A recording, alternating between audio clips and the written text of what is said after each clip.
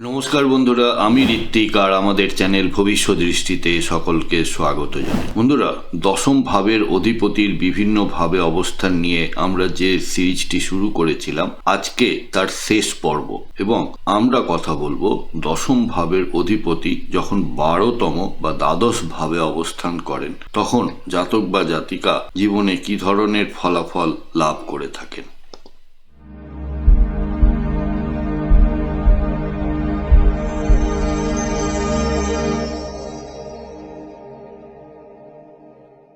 বন্ধুরা, আপনারা যারা আমার চ্যানেলটি অলরেডি সাবস্ক্রাইব করেছেন তাদেরকে জানাই আমার অসংখ্য ধন্যবাদ ও কৃতজ্ঞতা। যারা এখনো সাবস্ক্রাইব করেননি তাদের কাছে আমার বিনীত আবেদন, চ্যানেলটি সাবস্ক্রাইব করুন এবং পাশে থাকুন।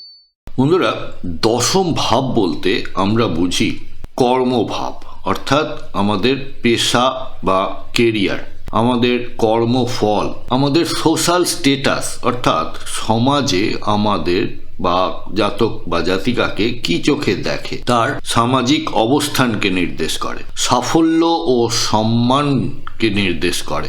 আপনার অথরিটি বা কর্তৃত্ব কতটা সেটাও আমরা দশম ভাব থেকেই দেখে থাকি। এছাড়া রয়েছে দায়িত্ব ও শৃঙ্খলাবোধ। দশম ভাব থেকেই আমরা গভর্নমেন্টকে দেখি, রাজনীতি এবং প্রশাসন অর্থাৎ অ্যাডমিনিস্ট্রেশনকে দেখে থাকি।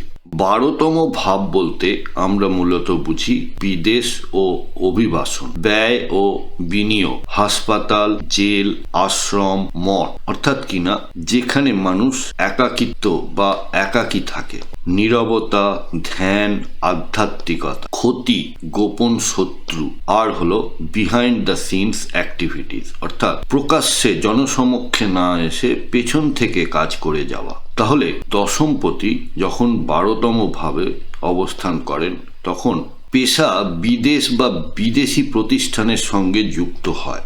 নিজের কর্মফল বহির্মুখী না হয়ে গোপনে, নীরবে বা সেবার মাধ্যমে প্রকাশ পায়। ব্যয় বৃদ্ধি, বিশেষ করে পেশাগত ব্যয় বাড়তে দেখা যায়। কর্পোরেট, হাসপাতাল, এনজিও, গবেষণা বা আন্তর্জাতিক প্রতিষ্ঠানে কাজের সম্ভাবনা প্রবল থাকে। শুভ প্রভাবগুলির মধ্যে বিদেশে কর্ম বা স্থায়ী বসবাস, আন্তর্জাতিক সংগঠন, এমএনসি বা দূতাবাসে কাজ, গবেষণা, মেডিকেল সেবা, আধ্যাত্মিক পেশায় এনাদেরকে পাওয়া যায়। দানশীলতা ও মানব সেবার মাধ্যমে কীর্তি লাভ করতে দেখা যায়। গোপনভাবে পেশাগত সুরক্ষা লাভ করে থাকেন এনারা। আর রয়েছে হাসপাতাল, জেল, ডিফেন্স, এনজিও ক্ষেত্রে সাফল্য। অশুভ প্রভাবগুলির মধ্যে কর্মে স্থিতিশীলতা কম লক্ষ্য করা, ব্যয় বৃদ্ধি ও সঞ্চয়ের সমস্যা দেখা দেওয়া, বস বা সিনিয়রের সাথে ভুল বোঝাবুঝি তৈরি হওয়া, চাকরি করতে বিদেশে যাওয়া, আবার বিদেশ থেকে বিফল মনোরথ হয়ে দেশে ফেরা, আইনি সমস্যা বা গোপন শত্রু থাকতেও দেখা যায় এনাদের ক্ষেত্রে। নাম বা সুনাম রক্ষা করা কঠিন হয়ে পড়ে। পেশাগত দিক থেকে যেটি বলছিলাম যে হাসপাতালে ডাক্তার, নার্স বা অ্যাডমিনিস্ট্রেশন যে কোনো ফিল্ডে কাজ করা, মেরিন, নেভি, ইন্টেলিজেন্স, সিকিউরিটি সেক্টরে কাজ করা, NGO, charity, United Nations, red cross এই জাতীয় সংস্থায় কাজ, ইন্টারন্যাশনাল ট্রেড বা এমবাসিতে কাজ, জেল, ডিফেন্স, কাস্টমস এই ডিপার্টমেন্টগুলিতে কাজ। আর রয়েছে স্পিরিচুয়াল, রিট্রিট, হিলিং এই সম্পর্কিত যে কাজগুলি সেইগুলিতে এনাদেরকে সাফল্যমণ্ডিত হতে দেখা যায়। বিদেশ ও দূর ভ্রমণের ক্ষেত্রে চাকরির মাধ্যমে বিদেশ যাওয়া, ফরেনে প্লেসমেন্ট বা অনসাইট অ্যাসাইনমেন্টে যোগদান করা, বিদেশে দীর্ঘমেয়াদী বাস বা পাবলিক রিলেশনসের যোগ।